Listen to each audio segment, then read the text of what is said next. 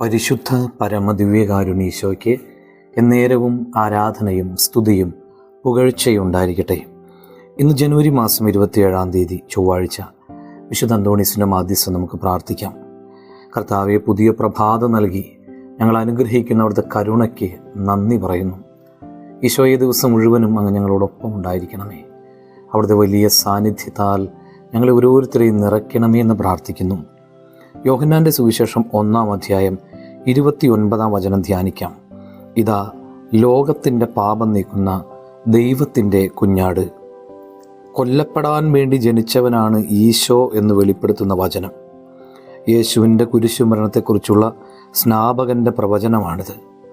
പാപികളായി നമുക്ക് വേണ്ടി മരിക്കാൻ കർത്താവ് തയ്യാറായെങ്കിൽ പരിശുദ്ധനായ അവിടുത്തേക്ക് വേണ്ടി മരിക്കാൻ നാമും തയ്യാറാകണം എന്ന് ധ്യാനിക്കേണ്ട ദിവസം. കർത്താവെ, ആയിരിക്കുന്ന എല്ലാ ഇടങ്ങളിലും ലജ്ജ കൂടാതെ അങ്ങേ നാമം പ്രഘോഷിക്കാൻ, ക്രിസ്ത്യാനിയാണെന്ന് ഏറ്റുപറയാൻ ഞങ്ങൾക്ക് കൃപ തരണമേ. എല്ലാവർക്കും നല്ലൊരു ദിവസം ഉണ്ടാകട്ടെ. നമ്മുടെ കർത്താവ് ഈശോ മിശിഹായുടെ കൃപയും പിതാവായ ദൈവത്തിൻ്റെ സ്നേഹവും പരിശുദ്ധാത്മാവിൻ്റെ സഹവാസം ഉണ്ടാകട്ടെ, ഇപ്പോഴും എപ്പോഴും എന്നേക്കും. ആമേൻ.